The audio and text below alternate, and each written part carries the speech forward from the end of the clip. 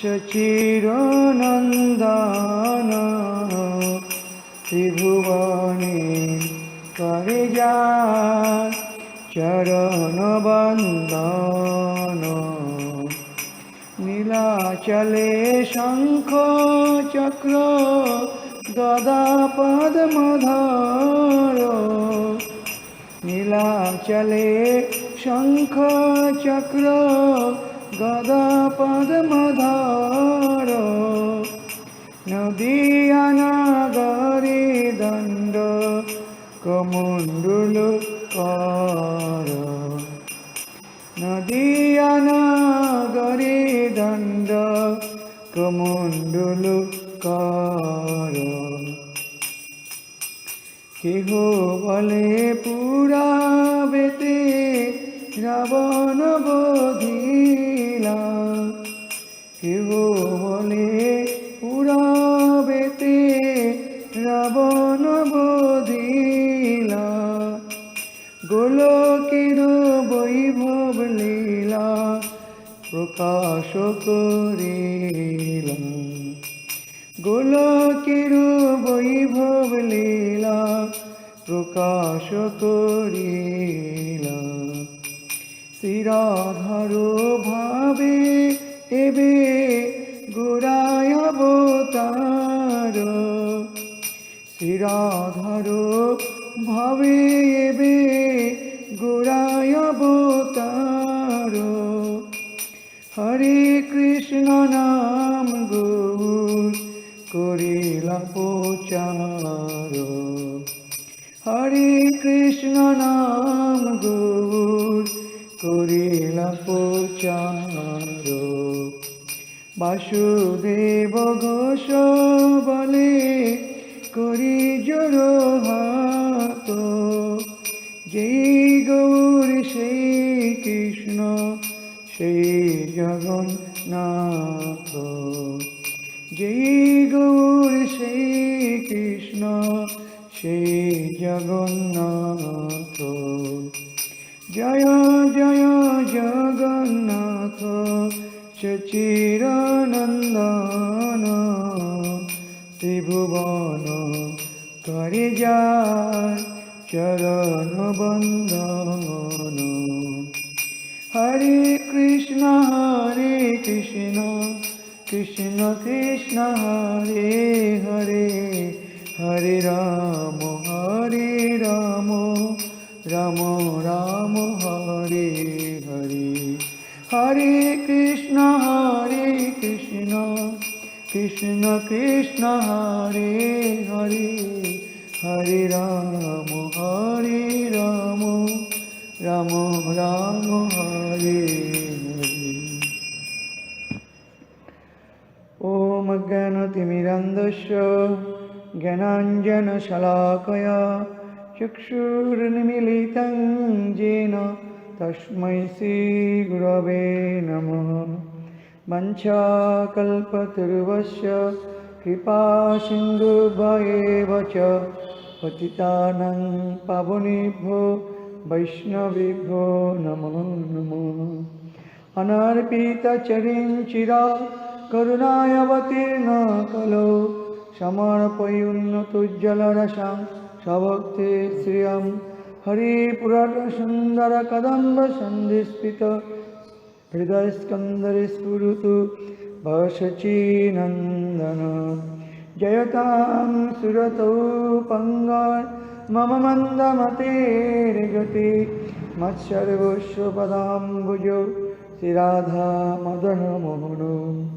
वृन्दा वै तुलसीदेव्यै प्रिया वै केशवस्य च कृष्णभक्तिर्पददेवी सत्यभक्तये नमो नमः। नारायणं नमस्कृतं नरं चैव नरोत्तमं देवीं सरस्वतीं व्यासं ततो जयमुदीरये। श्रीकृष्ण चैतन्य प्रभु नित्यानन्द श्री अद्वैत गदाधर शिवासादि गौरभक्तवृन्द। हरे कृष्ण कृष्ण कृष्ण हरे हरे, हरे राम राम राम हरे हरे। হরের নাম হরের নামৈব কেবলম কলো নস্তেব গতিরন্যথা। আমরা ভগবান শ্রীকৃষ্ণ চৈতন্য মহাপ্রভুর আবির্ভাব ধামের অর্থাৎ নবদ্বীপ ধামের নটাদ্বীপ সম্পর্কে সংক্ষিপ্ত শ্রবণ করছি।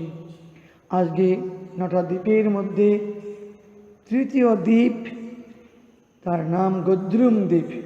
প্রথম অন্তর্দ্বীপ, দ্বিতীয় দিন সীমন্ত দ্বীপ, আজ হচ্ছে গদ্রুম দ্বীপ। তৃতীয় দিন গদ্রুম দ্বীপ সম্পর্কে সংক্ষিপ্ত আলোচনা করব। তা নবদ্বীপ ধাম এত পবিত্র ধাম, নবদ্বীপ হেন গ্রাম ত্রিভুবনে নাই, যেথায় অবতীর্ণ চৈতন্য গোসাই। তা নবদ্বীপ মায়াপুর ধাম যদি একবার দর্শন করা যায়, পরিক্রমা করা যায়, তাহলে আমাদের মনুষ্য জন্ম সার্থক হবে। তা আজ আমাদের পরম সৌভাগ্য হয়েছে, ভগবান শ্রীকৃষ্ণ চৈতন্য মহাপ্রভু নবদ্বীপ ধামে অবতীর্ণ হয়েছেন, আমাদের খুবই কাছে এসেছেন। তা আজ গদ্রুম দ্বীপ সম্পর্কে শ্রবণ করব। এই দ্বীপের গদ্রুম দ্বীপের নাম কেন হলো? গো অর্থে গাভী, সুরভি গাভী, দ্রুম অর্থে বৃক্ষ, অসত্য বৃক্ষ। তাই সুরভি গাভী অসত্য বৃক্ষের নিচে দেবরাজ ইন্দ্রকে নিয়ে দাপর যুগে ভগবান শ্রী চৈতন্য মহাপ্রভু আরাধনা করবার জন্য এসেছিলেন।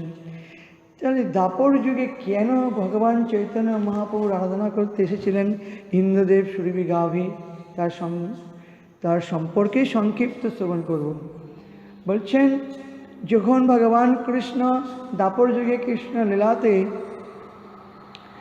বৃন্দাবন ধামে বাৎসল্য রস নন্দ মহারাজের ঘরে গোকুলে আস্বাদন করছেন, সেই সময়ে একদিন ভগবান কৃষ্ণ দেখতে পারলেন নন্দ মহারাজ, যশোদামা, ব্রজবাসীগণ সকলে ভীষণভাবে ব্যস্ত হয়ে পড়েছেন।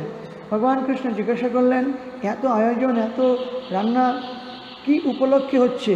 তখন নন্দ মহারাজ বললেন, আমাদের কুলদেবতা ইন্দ্রদেবের পূজা। ইন্দ্রদেব মেঘের দেবতা, মেঘ হলে বৃষ্টি হয়, বৃষ্টি হলে ঘাস হয়, ফসল হয়, গাভী ঘাস খায়, আমাদের জীবনযাত্রার কোনো অসুবিধা হয় না। বললেন যে ইন্দ্রদেবের পূজা না করে গিরিরাজ গোবর্ধন স্বয়ং ভগবান, তার পূজা করলেই সব কিছু পাওয়া যাবে। ইন্দ্র পূজা বন্ধ করে গিরিরাজ গোবর্ধন পূজা করলেন নন্দ মহারাজ, ব্রজবাসী সকলেই। ভগবান গিরিরাজ গোবর্ধন বালক রূপে সমস্ত ব্রজবাসীগণের নৈবেদ্য গ্রহণ করেছেন। ইন্দ্রদেব কখনোই এরকম এসে ব্রজবাসীগণের নৈবেদ্য গ্রহণ করেন নাই। ব্রজবাসীগণ ভীষণ খুশি হলেন, প্রসন্ন হলেন। তখন ইন্দ্রদেব খুব ক্রোধিত হয়ে গেলেন, রেগে গেলেন যে একটা সাধারণ গোয়ালার ছেলে তার কথা শুনে আজ আমার পূজা বন্ধ করে একটা পাহাড়ে পূজা করছে। এই পূজা করে কি ফল হবে? এখন এদিকে শাস্তি দেওয়া হবে। সম্বর্তক মেঘ দ্বারা প্রলয়ের সময়, যে মেঘ দ্বারা পৃথিবীতে প্রলয়ের সময়ে প্রচুর বৃষ্টি প্রদান করেন, সেই সম্বর্তক মেঘকে ডাক দিলেন। সেই সম্বর্তক মেঘ এসে প্রচণ্ড ঝড় বৃষ্টি শুরু করলেন। ভগবান কৃষ্ণের উপরে অত্যন্ত রেগে গেলেন ইন্দ্রদেব মনে করলেন ব্রজবাসীরা ভয় পেলে আমাকে আবার পূজা শুরু করবে। কিন্তু ভগবান কৃষ্ণ সমস্ত ব্রজবাসীগণকে গোবর্ধন পর্বত ধারণ করে তার নিচে ব্রজবাসীগণকে, গোবৎসগণকে সকলকে রক্ষা করেছিলেন, তাতে কিছুই কোনো ক্ষতি হয় নাই। ইন্দ্রদেব মনে করলেন ব্রজবাসীরা সব ভয়ে পালিয়ে গিয়েছে, আবার ফিরে এসে আমাকে পূজা করবে। কিন্তু দেখা গেল যে কেউই মারা যায় নাই, কারো ভয় হয় নাই। কিছুদিন পরে আবার গিয়ে ফিরে এসেছেন, আবার গোবর্ধন পূজা শুরু করেছেন। ইন্দ্রদেবের মনে ভয় চলে আসে। ইন্দ্রদেব চিন্তা করলেন, এই বালকটি কে, তার সম্পর্কে জানতে হবে। তখন সুরভি কামধেনু, তিনি জানতেন কৃষ্ণ স্বয়ং ভগবান। তখন সুরভি কামধেনুর কাছে গেলেন ইন্দ্রদেব গিয়ে বললেন, মা সুরভি, আমি মনে ভীষণ ভয় পাচ্ছি। ব্রজবাসীগণের ওপরে আমি রেগে গিয়ে যে বৃষ্টি দিয়েছিলাম, তারপর থেকে আমি মনে শান্তি পাচ্ছি না। তখন বললেন, কৃষ্ণ স্বয়ং ভগবান, তুমি তাকে চিনতে না পেরে তিনি বলেছেন গোবর্ধন পূজা করতে ব্রজবাসীগণকে। ব্রজবাসীগণ গোবর্ধন পূজা করেছেন দেখে তুমি খুব রেগে গেলে, তোমার পূজা বন্ধ করে দেওয়া হয়েছে বলে। কিন্তু তুমি চিনতে পারো নাই কৃষ্ণ স্বয়ং ভগবান, তিনি বাৎসল্য প্রেম আস্বাদন করবার জন্য নন্দ মহারাজের ঘরে বালক রূপে অবতীর্ণ হয়েছেন। ইন্দ্রদেব তখন বললেন মা সুরভি আমি এখন কি করব? তখন সুরভি গাভী বললেন কৃষ্ণ স্বয়ং ভগবান, তুমি কৃষ্ণকে চলে যাও, কৃষ্ণ ক্ষমা করবেন তোমাকে। ইন্দ্রদেব বললেন আমি তো একা গেলে ভগবান কৃষ্ণ আমাকে ক্ষমা করবেন না, তুমি তো কৃষ্ণের খুব প্রিয় গাভী গোমাতা, তুমি আমাকে সঙ্গে নিয়ে চলো। তাই সুরভি গাভী ইন্দ্রদেবকে নিয়ে ভগবান কৃষ্ণের কাছে গেলেন, কৃষ্ণকে দূর থেকে প্রণাম করলেন এবং স্তব স্তুতি করলেন, ক্ষমা চাইলেন। ভগবান কৃষ্ণ প্রসন্ন হয়ে ক্ষমা করলেন, কেন জগতের পিতা আর ইন্দ্রদেব বালক পুত্র, তাই ভগবান পিতা কৃষ্ণ বালক ইন্দ্রদেবের ক্ষমা করে দিলেন। ইন্দ্রদেব যখন স্বর্গলোক চলে আসেন, কিছুদিন পরে আবার তার মনে ভয় চলে আসে, তখন সুরভি গাভীর কাছে আবার আসলেন। সুরভি মা বললেন আমি শুনেছি ব্রহ্মা ভগবান চৈতন্য প্রভুকে কলিযুগে অবতীর্ণ হবেন জানতে পেরেছেন, তাই আমাকে বলেছিলেন কলিযুগে এক ভগবান চৈতন্য মহাপ্রভু নবদ্বীপ ধামে আসবেন, আমি তার দর্শন পেয়েছিলাম। আর সেই অবতার সবথেকে দয়ার অবতার, সবথেকে প্রেমের অবতার, বদান্যের অবতার। তখন ইন্দ্রদেব বললেন মা সুরভি এখন যেমন কৃষ্ণকে চিনতে পারিনি, সাধারণ বালক মনে করেছি, আবার যখন কলিযুগে ভগবান কৃষ্ণ গৌরূপে অবতীর্ণ হবেন তখন যদি চিনতে না পারি আমার অপরাধ হয়ে যাবে, আমি মনে কষ্ট পাবো, তা এখনই আমাকে নবদ্বীপ ধামে নিয়ে চলো, আমি আগেই দর্শন করব। তাই ইন্দ্রদেব সুরভি গাভীকে নিয়ে দাপর যুগে, এই গদ্রুম দ্বীপ নাম হলো এই জন্যই যেখানে বিশাল অশ্বত্থ বৃক্ষ ছিল, সেই অশ্বত্থ বৃক্ষের নিচে বসে গৌরাঙ্গ গৌরাঙ্গ গৌরাঙ্গ গৌরাঙ্গ এই নাম জপ করতে লাগলেন। এই নাম জপ করতে করতে কিছুকাল পরে ভগবান চৈতন্য মহাপ্রভু প্রসন্ন হয়ে দর্শন দিলেন। ইন্দ্রদেব ভীষণ খুশি হলেন গৌরূপ দর্শন করে, ইন্দ্রদেব স্বর্গলোক চলে গেলেন। সুরভি গাভী এখানে থাকলেন, এই জন্য এই দ্বীপটি হলো গদ্রুম দ্বীপ। গো মানে গাভী, দ্রুম মানে বৃক্ষ, এই দুটিকে মিলিয়ে হয় গদ্রুম দ্বীপ। তাই সুরভি গাভী এখানে অবস্থান করেছেন বলে অশ্বত্থ বৃক্ষের নিচে এই মন্দিরটির নাম হয়েছে সুরভি কুঞ্জ। এইখানে সুরভি গাভী সবসময় অবস্থান করছেন, গৌর লীলা দর্শন করছেন। অদ্যাপিও সেই লীলা করে গৌর রায় কোনো কোনো ভাগ্যবান দেখিবারে পায়।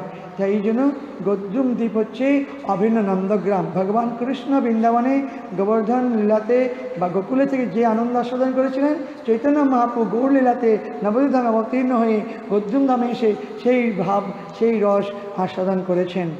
এইখানে নবদ্বীপ ধামে সমস্ত তীর্থরাজ এসে অবস্থান করছেন। পাশে রয়েছে অলকানন্দা ভগবান নরসিংহদেবের মন্দির এবং ভগবান বিষ্ণুর চরণ চিহ্ন রয়েছে হরিহর ক্ষেত্রে। অত্যন্ত পবিত্র ধাম গদ্রুম দ্বীপ, দর্শন করলে আমাদের জীবন ধন্য হবে, কৃষ্ণ ভক্তি লাভ হবে এবং আমাদের এক রাত্রি যদি গদ্রুম দ্বীপে বাস করা যায় তাহলে অভিন্ন নন্দগ্রামে বাসের ফল পাওয়া যাবে। হরে কৃষ্ণ বংশকল্পতরুবৈশ্য কৃপা সিন্ধু পতিতানাং পাবনেভ্যো বৈষ্ণবেভ্যো নমো নমঃ। জয় গদ্রুম ধাম কি জয়, জয় ভক্তি বিনোদ ঠাকুর কি জয়, গৌর আনন্দে হরি হরি।